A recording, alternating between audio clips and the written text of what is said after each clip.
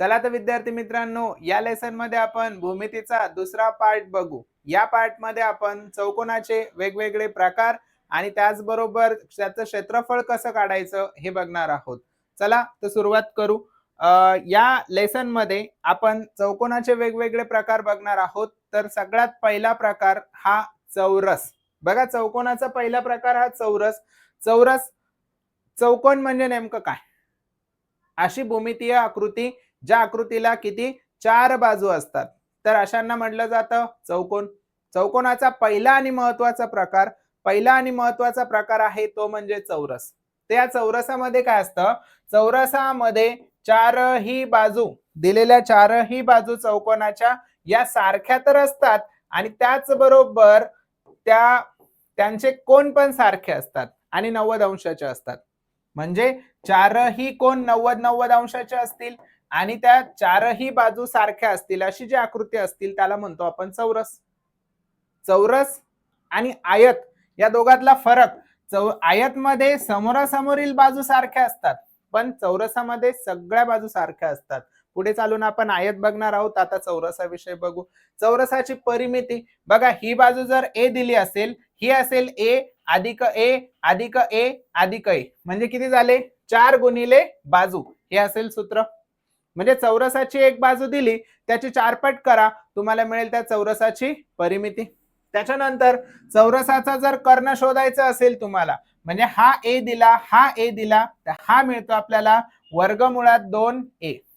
चौरस शोधायचा, तुम्हाला कर्ण शोधायचा, तर वर्गमुळात 2 गुणिले बाजू घ्या. आणि जर तुम्हाला परिमिती शोधायची तर काय घेणार तुम्ही? 4 गुणिले बाजू. सगळ्यात महत्वाचं सूत्र क्षेत्रफळाचं सूत्र असतं बाजू गुणिले बाजू, म्हणजे बाजूचा वर्ग किंवा कर्ण वर्ग भागिले 2, हे असेल सूत्र. 4 सूत्र लक्षात घ्या चौरसाशी रिलेटेड. पहिलं सूत्र आहे चौरसाची परिमिती 4 गुणिले बाजू. दुसरं सूत्र आहे चौरसाचा कर्ण वर्गमुळात 2 गुणिले बाजू. आणि तिसरं सूत्र आहे क्षेत्रफळाचं, जे तुम्ही बाजूचा वर्ग या सूत्राने पण क्षेत्रफळ शोधू शकता किंवा कर्णाचा वर्ग भागिले 2. तर चौरसावरती डिपेंड असणारे काही प्रश्न आपण बघू.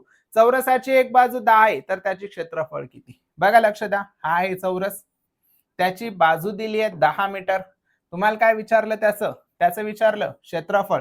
क्षेत्रफळ काय असेल? बाजूचा वर्ग.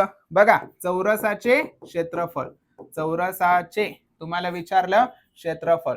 चौरसाचे क्षेत्रफळ असतं बाजू, बाजूचा काय करणार? वर्ग. बाजू किती आहे? 10, 10 चा वर्ग 100, म्हणजे त्याचं असेल 100 चौरस मीटर. काय असेल उत्तर त्याचं? 100 चौरस मीटर, हे असेल त्याचं उत्तर. 100 चौरस मीटर हे असेल त्याचे क्षेत्रफळ. पुढचा प्रश्न आहे, एका चौरसाकृती बाजू 15 सेमी, त्याचे क्षेत्रफळ किती? सूत्र माहिती आहे आपल्याला क्षेत्रफळाचं. चौरसाचे क्षेत्रफळ काय असतं? बाजूचा वर्ग 15, 15चा वर्ग येतो 225. हा दिला होता 15 सेमी, म्हणजे 225 चौरस सेंटीमीटर, हे असेल त्या चौरसाचे क्षेत्रफळ. चौरसाचे क्षेत्रफळ हे 14 चौरस सेंटीमीटर आहे. म्हणजे बघा, लक्ष द्या, तुम्हाला दिलं क्षेत्रफळाचं सूत्र काय असतं? बाजूचा वर्ग. तुम्हाला काय दिलं इथं? क्षेत्रफळ किती दिलंय? 16. तुम्हाला काय विचारली? बाजू. आता या बाजूचा वर्ग आहे. बघा, लक्ष द्या, तुम्हाला दिला बाजूचा वर्ग किती आला? 16. जर तुम्हाला बाजू शोधायची असेल, इकडे वर्ग असेल तर तिकडे वर्गमूळ काढायचं, म्हणजे इकडे वर्गमूळ काढणार 16चं, ते असेल 4 सेंटीमीटर, हे असेल त्याचं 4 सेंटीमीटर. इथं बघा, चौरस सेंटीमीटर आहे, सेंटीमीटर, म्हणून आपलं उत्तर कशात आलं पाहिजे? सेंटीमीटर मध्ये आलं पाहिजे. मुद्दाम चुकीचं, मुद्दाम तुम्हाला कन्फ्युज करण्यासाठी पहिला ऑप्शन हा मिलीमीटर मध्ये दिलाय. आपल्याला इथं काय दिलंय? चौरस सेमी ना, तर आपल्याला इथं पाहिजे सेमी मध्ये आपलं उत्तर असेल. जर बाजू दिली सेमी मध्ये तर आपल्याला क्षेत्रफळ मिळेल चौरस सेमी मध्ये. जर बाजू दिली मिलीमीटर मध्ये, मिमी मध्ये, तर आपल्याला उत्तर मिळेल चौरस मिलीमीटर मध्ये. ठीक आहे, या काही छोट्या गोष्टी लक्षात ठेवायचा. एका चौरसाची परिमिती दिली आहे 60 सेमी. परिमिती म्हणजे चौरसाची परिमिती. सूत्र माहिती आहे आपल्याला. चौरसाची परिमिती दिली. चौरसाची परिमिती काय असते? 4 गुणिले बाजू, आणि तो किती दिलाय? 60, म्हणजे आपल्याला मिळेल बाजू. तर बाजू किती भेटणार?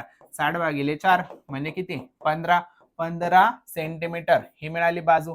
तुम्हाला काढायचं त्याचं क्षेत्रफळ. क्षेत्रफळ कसं काढणार?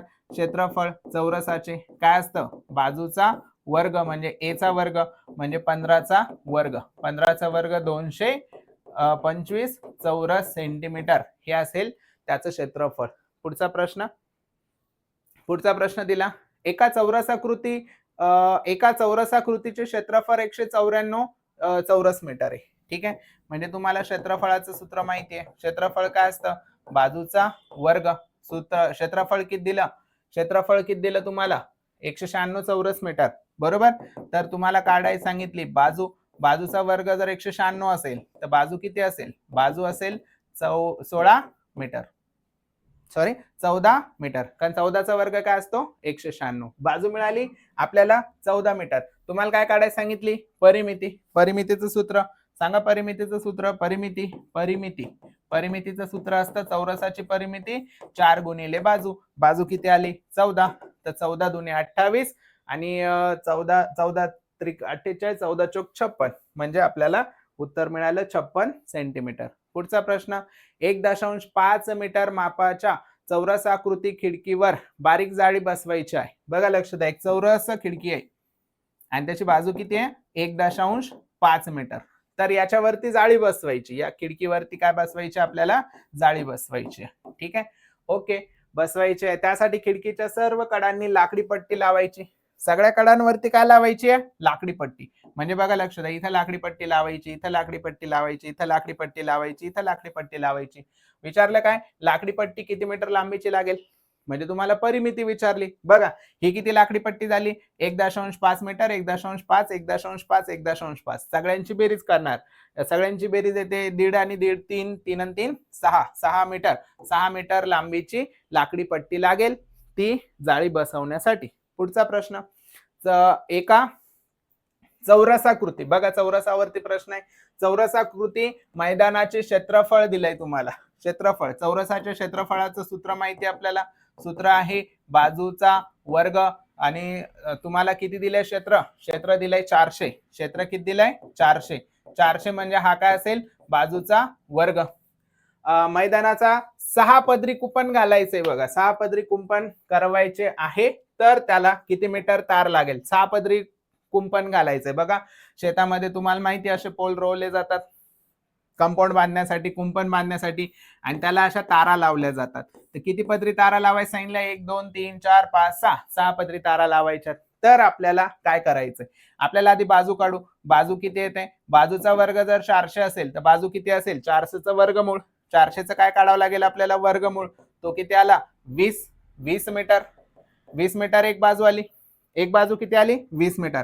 मग आपल्याला काय करावं लागेल? ही बाजू जर 20 असेल, ही बाजू जर 20 असेल, ही पण 20 असेल, ही पण 20 असेल, ही पण 20 असेल, म्हणजे टोटल बाजू किती झाली त्याची? 80. 80 मीटर काय आली त्याची परिमिती? 80 मीटर काय आली परिमिती? म्हणजे एक पदरी कुंपण घालायचं तर 80 मीटर तार लागेल.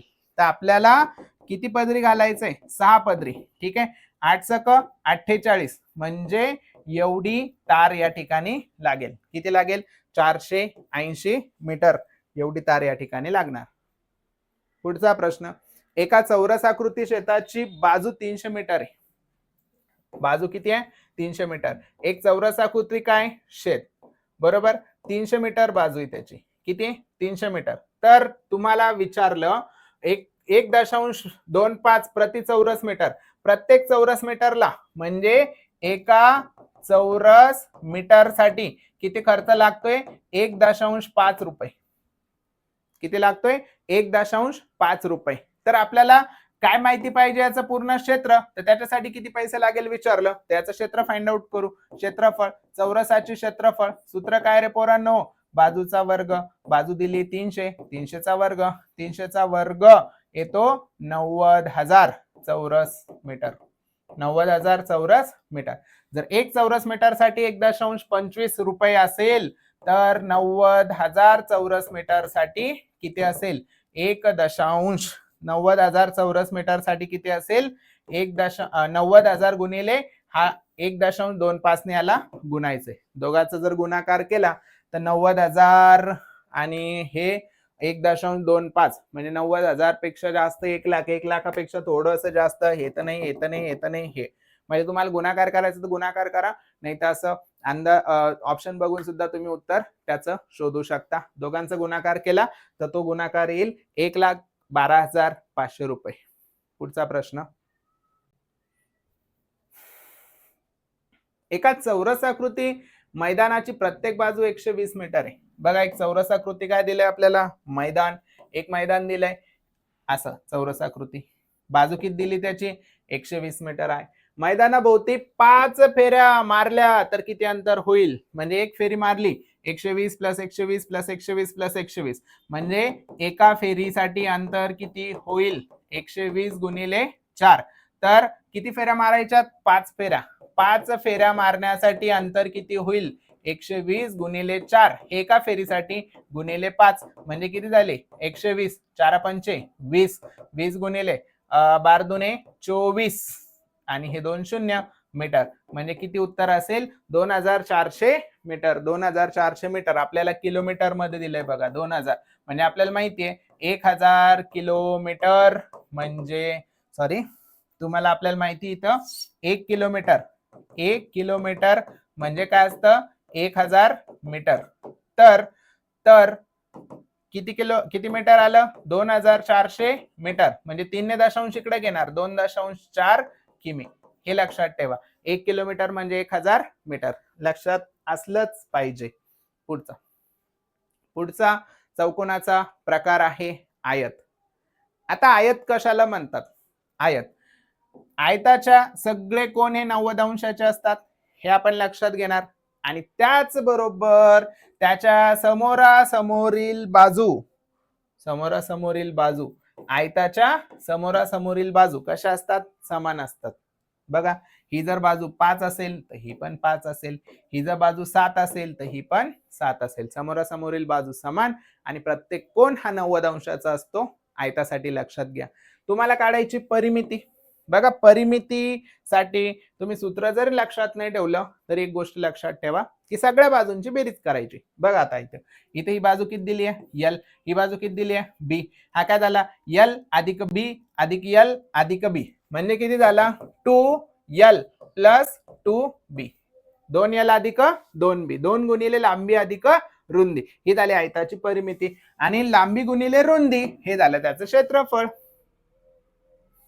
चला तर आयताच्या क्षेत्रफळाचं सूत्र कळालं, लांबी गुणिले रुंदी आणि परिमिती कळाली आपल्याला, लांबी अधिक रुंदी अधिक लांबी अधिक रुंदी म्हणजे 2 गुणिले लांबी अधिक रुंदी हे असेल आयताची परिमिती. आयतावरचा पहिला प्रश्न आहे, एका आयताकृती जागेची लांबी दिली आहे. बघा तुम्हाला एक आयत दिला आणि त्या आयताकृती जागेची लांबी दिली आहे तुम्हाला 0.05 किलोमीटर, 0.05 किलोमीटर.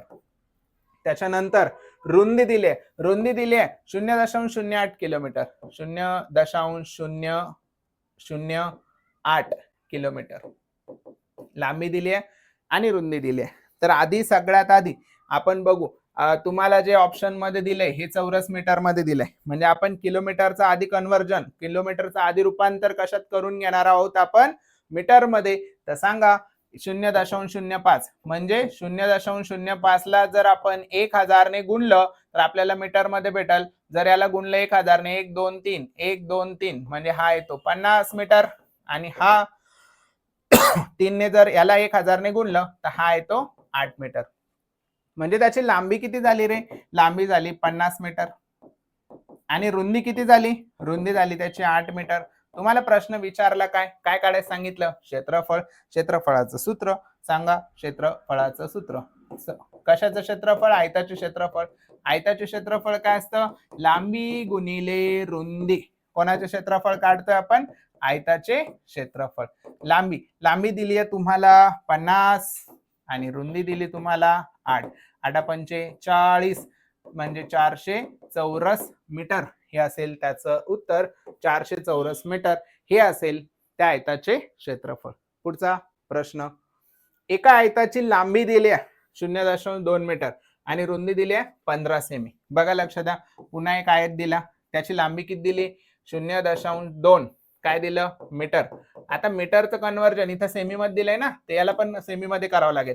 सेमी मध्ये आपल्याला माहिती आहे काय, 1 मीटर बरोबर 100 सेमी. तर 0.2 मीटर म्हणजे त्याला 100 ने गुणा. 0.2 गुणिले 100 म्हणजे किती झाले हे? 20 सेमी. 20 सेमी लांबी दिली आहे आणि 15 सेमी रुंदी दिली. 15 सेमी काय दिली आहे? रुंदी. म्हणजे तुम्हाला असा आयत दिला, त्या आयताची लांबी किती दिली आहे? 20 सेमी.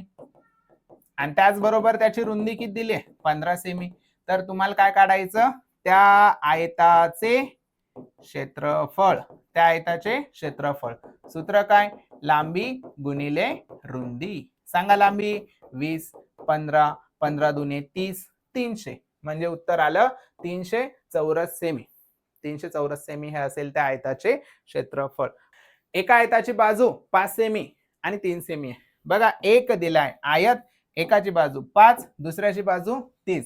तर तुम्हाला काढायचं सांगितलं त्या आयता एवढी परिमिती असणाऱ्या चौरसाचे क्षेत्रफळ. या आयता एवढी काय असली पाहिजे? परिमिती. असं चौरसाचं क्षेत्रफळ काढायचंय. याची परिमिती काढू आपण. चला, परिमिती काय असतं? सगळ्या बाजूंची बेरीज. 5 अधिक 3 8, 5 अधिक 3 8, 8 आणि 8 16 म्हणजे 16 सेंटीमीटर ही काय झाली? परिमिती. आता 16 सेमी परिमिती दिली, चौरसाची पण परिमिती किती सांगितली? आता तुम्हाला असाच एक काय सांगितला? चौरस, की ज्याची परिमिती किती आहे? तुम्हाला दिसतोय का चौरस? नाही. हा काय सांगितला? चौरस. तर याची परिमिती किती आहे? 16. म्हणजे सगळ्यांची बाजूंची बेरीज किती आहे? 16. तर त्याला जर 4 तुकड्यात कट केलं, 16 भागिले 4, हा असेल 4, हा असेल 4, हा असेल 4. बाजू किती आली? 4. तर 4 चौक 16 हे काय असेल त्याचं क्षेत्रफळ. प्रश्न काय दिला होता तुम्हाला? याची जी परिमिती आहे आयताची तेवढीच चौरसाची परिमिती आहे. मग आयताची परिमिती किती आली? 16 मीटर. तर याची पण किती घेणार आपण? 16. म्हणल्यावर याची बाजू किती येणार? 4. तर 4 चा वर्ग 16 म्हणजे 16 चौरस सेमी असेल त्याचं क्षेत्रफळ. पुढचं, एका आयताची लांबी त्याच्या रुंदीच्या दुप्पट आहे. काय सांगितलं? लांबी. कलर बदलतो आधी. काय सांगितलं? लांबी त्याच्या रुंदीच्या कशी आहे? डबल. Very good.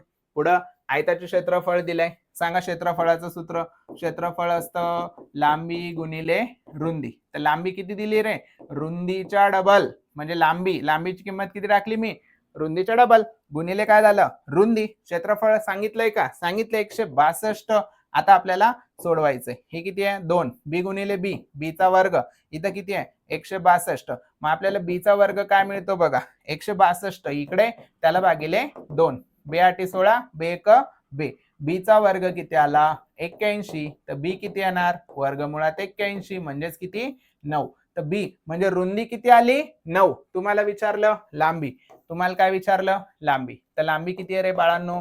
लांबी आहे रुंदीच्या डबल. म्हणजे 2 गुणिले रुंदी किती आहे? 9. 18 सेमी ही आली पाहिजे लांबी. 9 सेमी ही आली रुंदी. आपल्याला विचारलं लांबी, त्याच्या डबल. ही काय? लांबी. आपल्याला लांबी विचारली 18 सेमी. पुढचा प्रश्न आयतासाठी. पुढचा प्रश्न बघा. एका मंगल कार्यालयाची लांबी 60 फूट आणि रुंदी 45 फूट आहे. एक आहे मोठं मंगल कार्यालय, त्याची लांबी किती आहे? 60 फूट आणि रुंदी किती आहे? 45 फूट. म्हणजे त्याचं क्षेत्रफळ किती झालं? बघा, क्षेत्रफळ A1 बघू आपण. लांबी गुणिले रुंदी 60 गुणिले 45. हे कोणाचं क्षेत्रफळ झालं? मंगल कार्यालयाचे क्षेत्रफळ. हे कोणा क्षेत्रफळ झालं रे?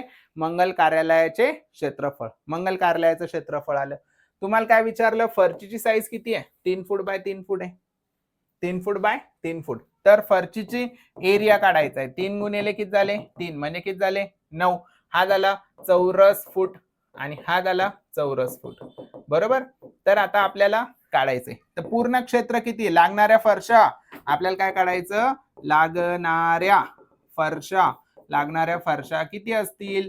किती असेल? मंगल कार्यालयाचे क्षेत्रफळ, मंगल कार्यालयाचे क्षेत्रफळ भागिले फरशीचे क्षेत्रफळ, भागिले फरशीचे क्षेत्रफळ. मंगल कार्यालय क्षेत्रफळ किती येत आहे? मंगल कार्यालय क्षेत्रफळ आहे 60 गुणिले 45 भागिले या दोघांचं 3 गुणिले 3 म्हणजे 9. त्याला 3 ने भाग द्या किंवा 9 ने भाग द्या. 3 त्रिक 9, 9 9 5 45, 6 पंच 30, 300 म्हणजे फरच्या किती लागतात? 300 परच्या लागतात 300. पुढचा प्रश्न 8 मीटर लांबी असलेल्या एका खोलीमध्ये 20 सेमी बाय 20 सेमीच्या 800 फरशा लागल्या. 8 मीटर लांबी आहे, एक खोली आहे, लांबी किती दिली? 8 मीटर. फरशी काय दिली तुम्हाला? 20 बाय 20 सेमी. बघा आता सेमी आणि मीटर मध्ये दिलंय तर आपण छोटं जे युनिट आहे त्याच्यामध्ये घेऊन टाकू. इथं काय दिलंय तुम्हाला? 8 मीटर, याला घेऊन टाकणार आपण 800 सेमी. त्यानंतर रुंदी दिली आहे का? नाही. तर तुम्हाला त्याची काय विचारली? रुंदी. तर याची रुंदी माहिती नाही, आपण भाग काढू सूत्र. तर किती फरशा लागल्या? 8. तर आपल्याला माहिती सूत्र लागणाऱ्या फरशा, बघा लक्ष द्या, आपण या ठिकाणी बघू लागणाऱ्या फरशाचं सूत्र. प्रश्न आहे लागणाऱ्या फरशा. लागणाऱ्या फरशा म्हणजे काय? त्या खोलीचे क्षेत्रफळ भागिले काय? फरशीचे क्षेत्रफळ भागिले फरशीचे क्षेत्रफळ. खोलीचे क्षेत्रफळ काय? लांबी गुणिले रुंदी. लांबी किती आहे? 800 आणि रुंदी किती आहे? माहिती नाही. रुंदी आपण इथंच ठेवू अशी, बरोबर. फरशीचे क्षेत्रफळ किती आहे? तो 20 बाय 20 ची फरशी आहे म्हणजे 20 गुणिले 20. आणि टोटल लागणारे किती फरशा आहेत? 800 फरशा लागणारे. फरशा किती लागणारे? 800 फरशा. हे किती दिलं होतं? 8 मीटर म्हणून 800 आलं. 800 काय झालं? कॅन्सल. तर रुंदी किती आली त्याची? हे 20 गुणिले 20 400, इकडे गुणाकारात रुंदी आली 400 मीटर. म्हणजे रुंदी आली 400. रुंदी किती आली? 400 सेंटीमीटर. तर आपल्याला इथं रुंदी भेटली बघा. रुंदी, लांबी किती होती? 800 सेमी. तर रुंदी किती भेटली? 400 सेमी. 400 सेमी म्हणजेच किती? 4 मीटर ही असेल त्याची रुंदी. पुढचा प्रश्न. एका आयताची लांबी दिली आणि रुंदी दिली. लांबी किती दिली बघा. एक आयत दिला, लांबी दिली 0.2 मीटर. त्याला आपण कन्वर्ट करू सेमी मध्ये. किती झाला? 20 सेमी. आणि रुंदी किती दिली आहे? 15. तुम्हाला काय विचारले? त्याचं क्षेत्र किती येणार त्याचं? 20 गुणिले 15, 20 15 दुने 30 म्हणजे 300 चौरस सेंटीमीटर. 300 चौरस सेंटीमीटर हे आलं त्याचं उत्तर. पुढचा प्रश्न. एका आयताकृती शेत जमिनीची लांबी 600 आणि रुंदी 500. तर शेताचे क्षेत्रफळ किती विचारलं तुम्हाला? एक शेती आहे, त्याची लांबी किती दिली आहे? 600 आणि रुंदी किती दिली आहे? 500. तर तुम्हाला काय विचारलं? त्याचं क्षेत्रफळ माहिती आहे आपल्याला. सूत्र काय? लांबी गुणिले रुंदी. किती आले? 6 पंच 30, 1 2 3 4, 1 2 3 4 म्हणजे 30,000 चौरस मीटर आलं. 30,000 चौरस मीटर. तुम्हाला आहे का 30,000? नाही, हेक्टर लक्षात घ्या. हेक्टर. बघा विद्यार्थी मित्रांनो, 1 हेक्टर कितीचा असतो? 1 हेक्टर 10,000 चौरस मीटरचा असतो. लक्षात ठेवा, 10,000 चौरस मीटर. 30,000 आहे, त्याला आपल्याला कशाने भाग द्यायचा? 10,000 ने. तेव्हा उत्तर कशात भेटल? हेक्टर मध्ये. हे 4 शून्य कटले, 4 शून्य कटले, किती उत्तर आलं? 30. म्हणजे उत्तर किती असेल रे? 30 हेक्टर हे असेल त्याचं उत्तर. बघा लक्ष द्या, 1 हेक्टर म्हणजे 10,000 चौरस मीटर. ही एक गोष्ट लक्षात घ्या. म्हणजे आलेलं उत्तर चौरस मीटर मध्ये आलं, त्याला तुम्ही 10,000 ने भाग द्या. 4 4 शून्य कटले, उत्तर किती आलं? 30 हेक्टर. बघा असे पण प्रश्न विचारले जातील. आयताच्या क्षेत्रफळाचं सूत्र माहिती, लांबी गुणिले रुंदी. तुम्ही म्हणाल सोपं आहे, त्याच्यावरती प्रश्न येतील, पण तुम्हाला इथे युनिट मध्ये कन्फ्युज करतील. त्याचं एकक जे आहे ना, ते एकक वेगळं काहीतरी देतील. तर हेक्टर विषय लक्षात घ्या. 1 हेक्टर म्हणजे किती असतो? 10,000 चौरस मीटर. पुढचा प्रश्न. एका आयताची रुंदी त्याच्या लांबीपेक्षा 16 ने कमी आहे. बघा लक्षात द्या, हे आहे रुंदी, हे आहे लांबी, बरोबर. तर लांबी किती घेतली? x. तर 16 ने कमी काय? उंची, म्हणजे त्याची रुंदी. परिमिती किती आहे? 128. परिमिती किती आहे? 128. परिमिती काय असतं? सगळ्यांची बेरीज. x अधिक किती आहे? हा x वजा 16. दुसरा परत याची लांबी किती आहे? हा x येता, हा पण किती असेल? x. आणि याची किती आले? अगेन x वजा 16 म्हणजे किती आला x वजा 16 किती आहे परिमिती किती आहे 128 128 सोडवायला उत्तर भेटून जाईल बघा लक्ष द्या हा किती येतं x अधिक x वजा 16 अधिक x वजा 16 किती आले 128 ठीक आहे x अधिक x अधिक x अधिक x किती झाले 4x वजा 16 वजा 32 किती आले 128 तर 4x बरोबर 128 हे वजा 32 तिकडे गेल्यावर अधिक 32 वजा 32 तिकडे गेल्यावर अधिक 32 दोघांची बेरीज करा 8 आणि 2 झाले 10 3 आणि 3 6 हात आला 160 म्हणजे 4x इज इक्वल्स टू किती आले 160 x किती असेल 160 भागिले 4 म्हणजे किती आले 40 म्हणजे तुम्हाला हा मिळाला 40 त्याच्यापेक्षा 16 ने कमी म्हणल्यावरती किती 24 मिळेल रुंदी 40 मिळाली लांबी आणि 24 मिळाली रुंदी तुम्हाला प्रश्न काय विचारला लांबी काढा लांबी किती आली रे 40 लांबी किती काढली आपण 40 पुढचा प्रश्न एका आयताकृती मैदानाची लांबी 80 मीटर आणि रुंदी 50 मीटर आहे पुन्हा काय दिलं एक आयताकृती मैदान याची लांबी किती दिली आहे 80 मीटर आणि 50 मीटर रुंदी बरोबर तर त्या मैदानास 5 पदरी कुंपण घालायचे त्याच्यासाठी 20 रुपये प्रति मीटर खर्च येतो तर टोटल खर्च किती येईल ठीक आहे आता कुंपण घालायचे म्हणजे आपल्याला परिमिती काढावं लागेल तर एक पदरी कुंपण घालण्यासाठी खर्च किती येईल बघू आपण एक पदरी कुंपण घालण्यासाठी खर्च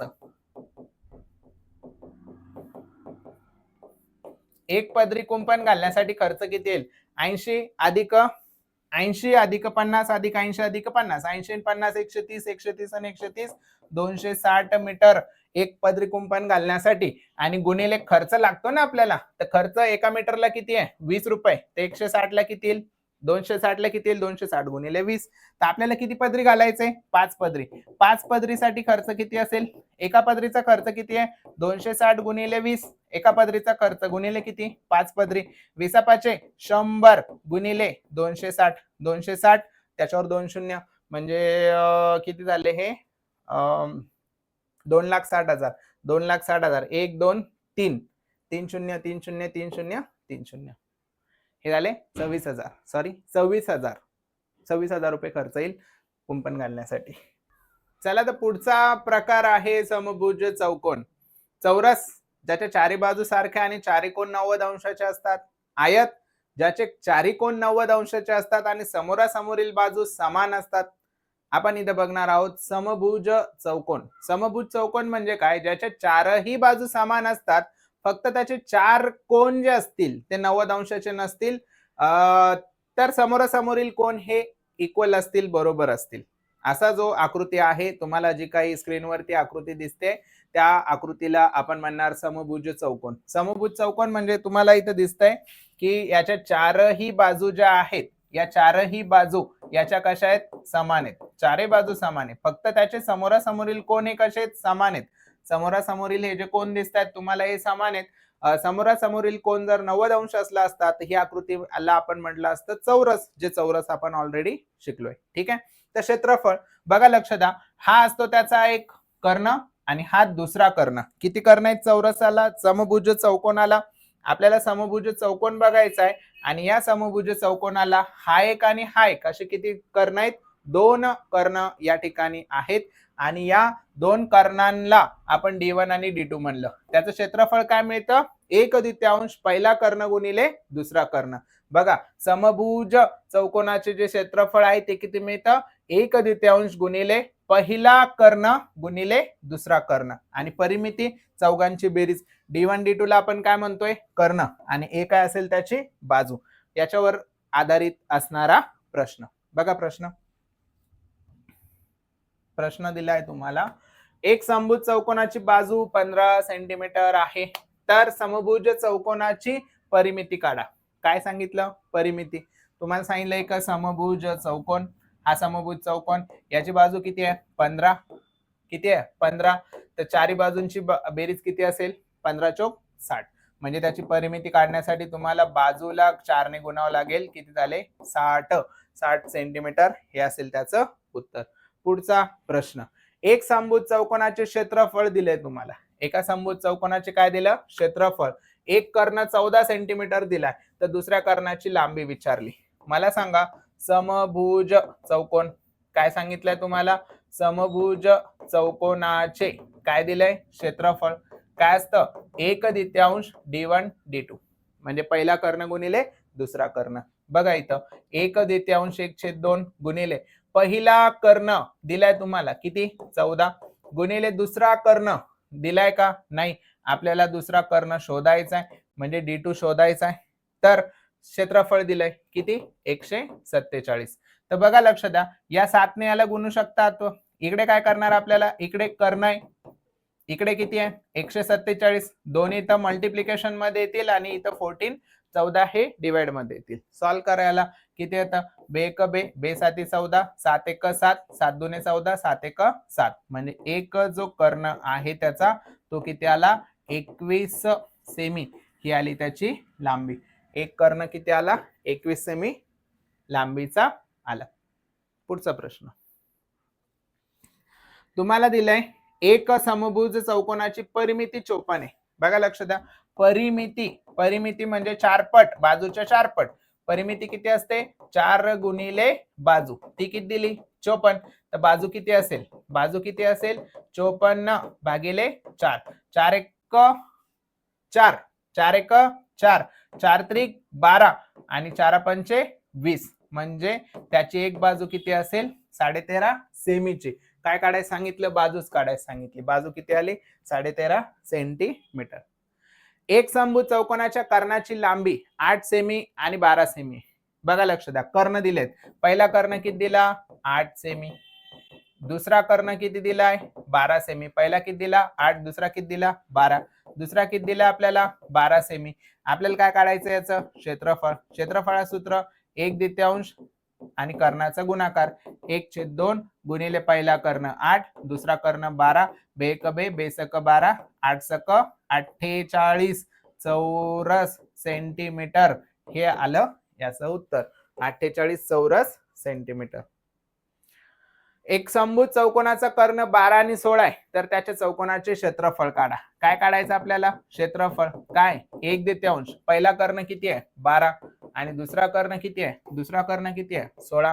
तर 12 इथं बे 1 बे बे 8 16 12 8 12 8 96 12 8 96 हे असेल त्याचं उत्तर चौरस सेंटीमीटर.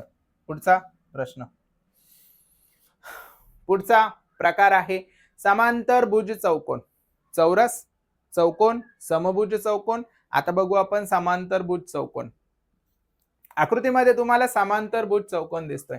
समांतर भुज चौकोन मध्ये काय असतं बघा लक्ष द्या समोरील बाजू या समान असतात आणि त्याच बरोबर समोरासमोरील कोण पण सारखे असतात फक्त ते 90 अंश नसतात.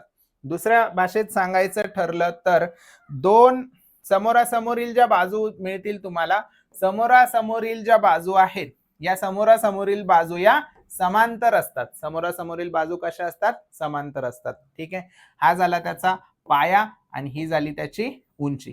तर सूत्र काय असेल याचं पाया गुणवले उंची. चौरसाचं क्षेत्रफळ काढायचं आपल्याला त्याचं असतं बाजूचा वर्ग आयताचे क्षेत्रफळ लांबी गुणवले रुंदी.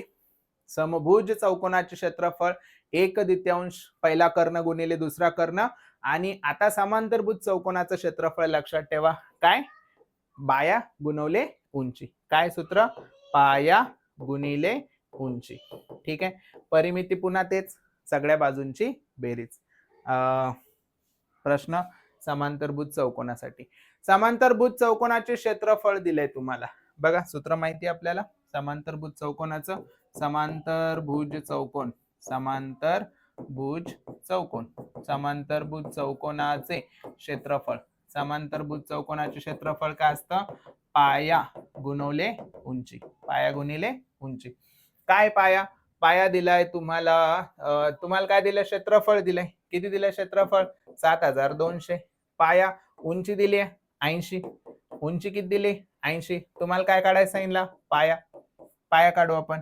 बघा लक्ष द्या हा किती आहे 7200 भागिले किती आले इकडं 80 हा येईल पाया. भागाकार करा 8 1 8 8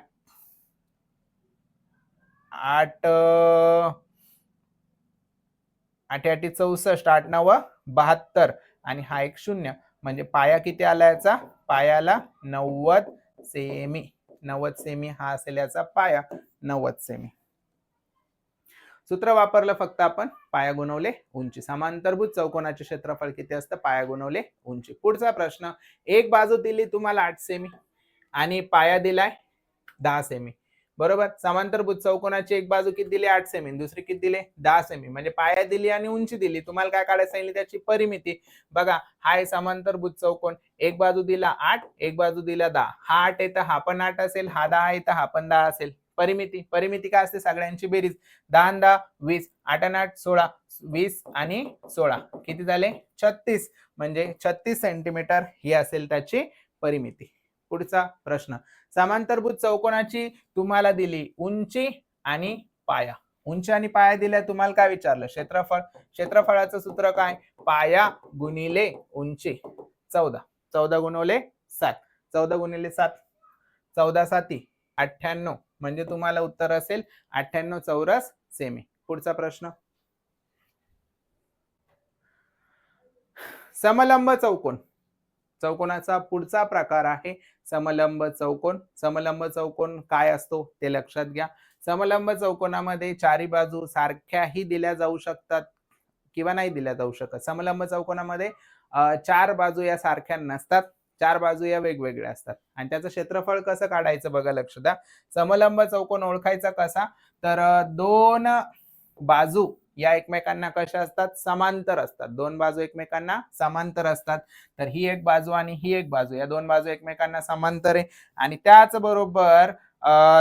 त्याचबरोबर या दोन समांतर बाजूमधलं जे काही अंतर असेल त्याला आपण म्हणतो उंची ही झाली उंची आणि ह्या झाल्या दोन समांतर बाजू तर सूत्र असतं क्षेत्रफळाचं 1/2 समांतर बाजूंची बेरीज सूत्र बघा काय या ठिकाणी समलंब चौकोनाचे क्षेत्रफळ समलंब चौकोनाचे क्षेत्रफळाचं सूत्र समलंब चौकोनाचे क्षेत्रफळ काय समलंब चौकोनाचे क्षेत्रफळ 1/2 समांतर बाजूंची बेरीज गुणिले उंची हे असेल त्याचं सूत्र ठीक आहे परिमिती म्हणजे सगळ्यांची बेरीज प्रश्न एक समलंब चौकोनाच्या बाजू दिल्यात तुम्हाला एक दिला 4 एक दिला 6 एक दिला 8 एक दिला 10 तर त्याची काय काढायला सांगितली परिमिती तुम्हाला माहिती परिमिती काय असतं रे परिमिती काय असते सगळ्या बाजूंची बेरीज 4 + 6 + 8 + 10 6 4 10 10 10 20 आणि 28 सेमी 28 सेमी हे असेल त्याचं उत्तर तुम्हाला एक समलंब चौकोन दिला समलंब चौकोनाच्या समांतर बाजूंची बेरीज दिली 30 आणि लंबांतर म्हणजे उंची दिली आहे 9 तर त्याचे क्षेत्रफळ काढा तुम्हाला सूत्र सांगितलं समलंब चौकोनाचे क्षेत्रफळ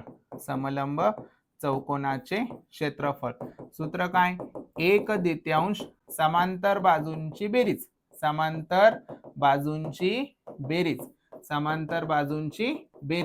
गुणिले उंची 1/2 समांतर बाजूंची बेरीज किती दिल्या समांतर बाजूंची बेरीज दिली आहे 30 आणि उंची म्हणजे लंबांतर किती दिलं 9 सोडवा 2 × 2 15 15 × 2 = 30 15 × 9 15 9 135 तुम्हाला विचारलं क्षेत्रफळ चौरस सेमी किती आलं 135 चौरस सेमी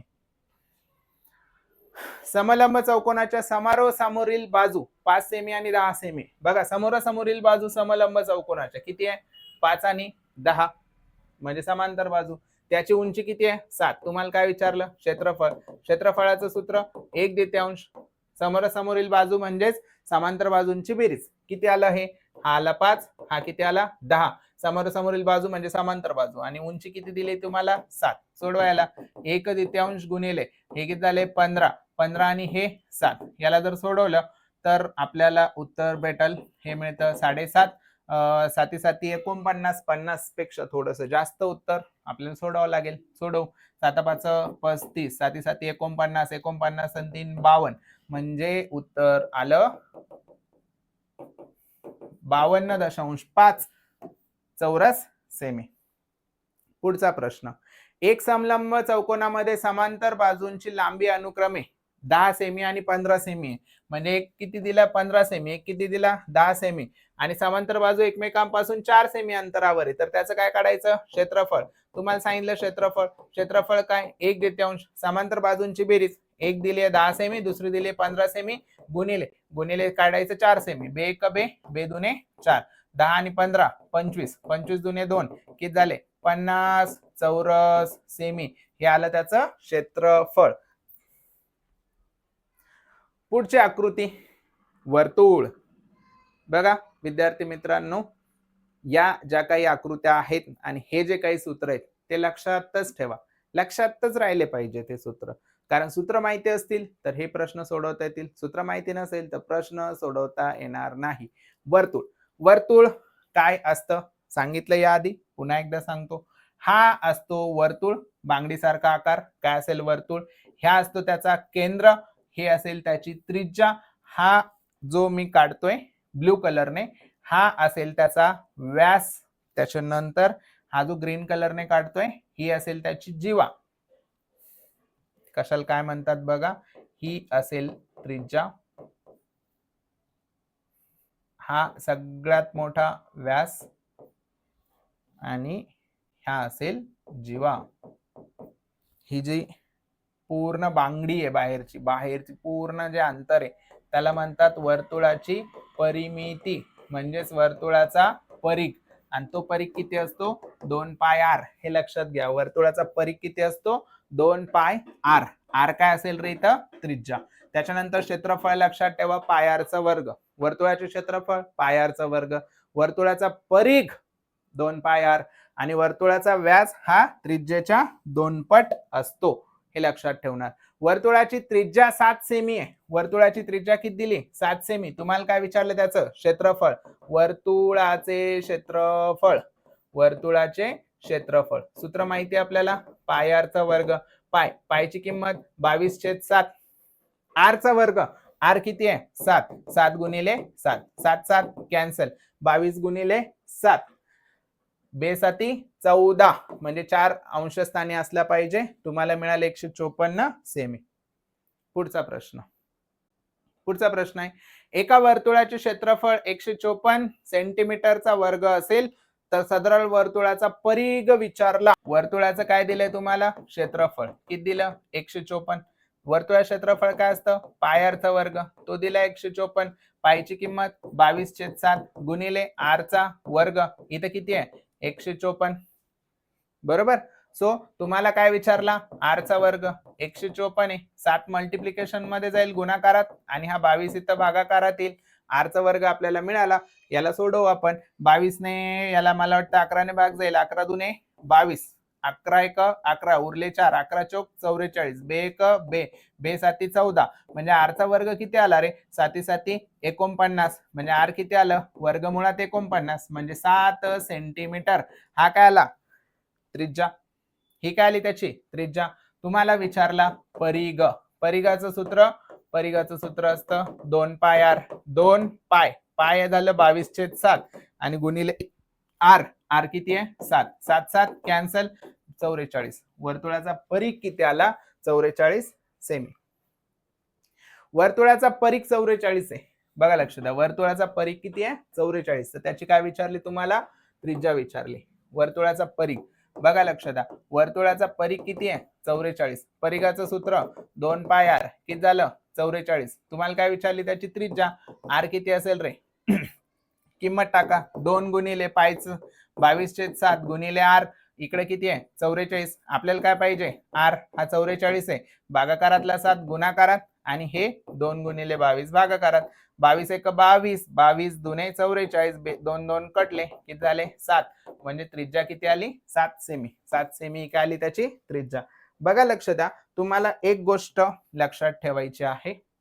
तुम्हाला काही गोष्टी लक्षात ठेवायच्या. बघा कसं, त्रिज्या दिली जाते 7च्या पटीत. त्रिज्या किती दिली जाते 7च्या पटीत. तुम्ही तर 7चा पाडा म्हणू शकता. बरोबर. मग नंतर तुम्हाला विचारलं जातं क्षेत्रफळ दिलं जातं. काय दिलं जातं क्षेत्रफळ. तुम्हाला जर व्यास विचारला, बघा लक्ष द्या, तुम्हाला जर काय दिला व्यास, तर व्यास तुम्हाला डबल करायचा याला 14, 14चा 28, 21 42 म्हणजे इथं 14चा पाडा म्हणणार, इथं 7चा पाडा म्हणणार तुम्ही त्रिज्यासाठी, व्याससाठी तुम्ही 14चा पाडा म्हणणार. त्याच्यानंतर क्षेत्रफळ तुम्हाला दिलंय, आपण मी मार्कर चेंज करतो. तुम्हाला जर विचारलं इथं क्षेत्रफळ,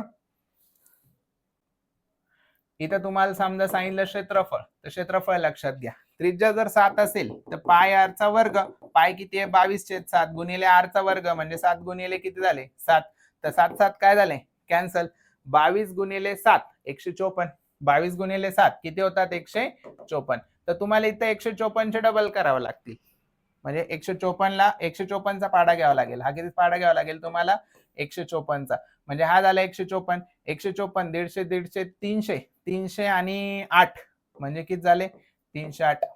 म्हणजे तुम्हाला 154 अधिक अधिक केलं तुम्हाला हे मिळतं क्षेत्रफळ. त्यानंतर वर्तुळाचा परिघ, तर वर्तुळाचा परिघ किती मिळतो तुम्हाला 2 पाय आर, 2 पाय 2 गुणिले 22/7 गुणिले किती झाले 7, 7 7 काय झाले कॅन्सल 44, म्हणजे इथं 44 88 तुम्हाला इथं किती पाडा घ्यावा लागेल 44 चा. या गोष्टी लक्षात घ्या. त्रिज्यासाठी 7चा पाडा तयार करा, व्याससाठी 14चा पाडा तयार करा, क्षेत्रफळासाठी 154चा पाडा तयार करा आणि परिघासाठी 44चा पाडा तयार करा. एक टेबल तयार होईल, तो टेबल लक्षात ठेवा, म्हणजे कॅल्क्युलेशन वाचू शकता. कॅल्क्युलेशन न करता तुम्ही त्या ठिकाणाहून उत्तर लिहू शकता आणि वेळ वाचवू शकता. नाहीतर मग सूत्र माहिती असतील अशा पद्धतीने कॅल्क्युलेशन करून आपल्याला सूत्र काढायचे आणि सोडवायचे. ठीक आहे. प्रश्न आहे बघा, एका ट्रॅक्टरच्या चालकाचा, एका ट्रॅक्टरच्या चाकाचा व्यास दिलाय, म्हणजे व्यास दिला डायमीटर दिला तुम्हाला 2.1 मीटर, त्या चाकाचे 250 फेऱ्या मारतोय तो, तर किती अंतर कापले. आता काय दिलं याचा व्यास, व्यास म्हणजे दिलं 2 आर ची किंमत, किती दिली 2 आर ची किंमत. मला या ठिकाणी स्पेस पाहिजे, स्पेस मी इथं घेतो, याला मी इरेज करतो. बघा, तर तुम्हाला दिली आहे व्यास, काय दिलाय व्यास, व्यास काय असतो रे, व्यास असतो 2 आर आणि तो किती दिला 2.1. तर तुम्हाला चाकाचा 250 फेऱ्या मारल्या, समजा हे चाक आहे बघा, चाक आहे, तर समजा इथं आहे एक पॉइंट, बरोबर. तर या चाकाने ज्या वेळेला एक फेरी पूर्ण केली म्हणजे त्याने किती अंतर कापलं, त्याने अंतर कापलं 2 पाय आर एवढं. 2 फेऱ्या केल्या तर किती अंतर कापलं, परिघ गुणिले 2, 3 फेऱ्यामध्ये परिघ गुणिले 3, तर किती फेऱ्या कंप्लीट केल्या 250. तर त्याने अंतर किती कापलं असेल, अंतर कापलं असेल परिघ गुणिले 250. सोडवा, परिघाचं सूत्र 2 पाय आर गुणिले 250. हा 2 आर, 2 आर ची किंमत माहिती आहे 2.1 गुणिले पाय किती आहे 22/7 आणि गुणिले किती आहे 250. इथं 250 आहे, तर आपण काय करू शकतो, किंवा याला सोडवा, 7 1 7 0 3 0, हा किती येतो इथं 0.3 आला, इथं 22 आला, 25 आला, तर 0.3 गुणिले 22 म्हणजे किती येतो 6.6 आणि गुणिले किती आले 250 म्हणजे 66 गुणिले 25, हे असेल उत्तर. 25 सक 150, 25 सक 150, 150 आणि म्हणजे 165 मीटर हे आलं, त्याने अंतर कापलंय किती 1650 मीटर, म्हणजेच याला लिहू शकतो आपण 1.65 किलोमीटर, 1.65 किलोमीटर हे आलं त्याचं उत्तर. एका वर्तुळाचा परिघ 132 आहे, परिघ दिलाय तुम्हाला 132 सेमी दिलाय, तर त्याचं क्षेत्रफळ विचारलं तुम्हाला. वर्तुळाचा परिघ असतो किती असतो 2 पाय आर, तो किती दिला 132, आपल्याला इथून मिळतो आर, कसा भेटेल आपल्याला आर ची किंमत 2 गुणिले पायची किंमत 22/7 गुणिले आर बरोबर 132. तर तुम्हाला याला सोडवायचं, कसं सोडवणार 132, 7 तिकडे गुणाकारात जाईल आणि 22 दुने 44 भागाकारात येईल. तर याला जर सोडवायचं ठरलं तर 11 चौक 44, 11 1 11 उरले 2, 11 दुने 22, 4 1 4 4 त्रिक 12, 7 त्रिक 21, 21 सेमी आली त्याची त्रिज्या, 21 सेमी काय आली त्याची त्रिज्या. तर तुम्हाला काय विचारलं क्षेत्रफळ, क्षेत्रफळाचं सूत्र पाय आर चा वर्ग, पायची किंमत 22/7 गुणिले आर 21 गुणिले 21, 7 7 त्रिक 21, 22 त्रिक 66, 66 गुणिले 21, 6 गुणिले 1 6 1 6, छेदस्थानी 6 असणार उत्तर. छेदस्थानी 6 असणार उत्तर. बघा काही ठिकाणी पूर्ण कॅल्क्युलेशन करण्यापेक्षा तुम्हाला या सगळ्या गोष्टी पण आल्या पाहिजेत. पुढचा प्रश्न, एका वर्तुळाची त्रिज्या 10% वाढल्यास क्षेत्रफळ किती टक्क्याने वाढेल? बघा लक्ष द्या, क्षेत्रफळाचं सूत्र काय? क्षेत्रफळाचं सूत्र आहे पाय आर चा वर्ग, बरोबर. तर त्रिज्या समजा आधी किती होती? 100%. ही काय होती? त्रिज्या. त्रिज्या किती टक्क्याने वाढली? 10%. ती किती झाली? 110%. ती किती झाली? 110%.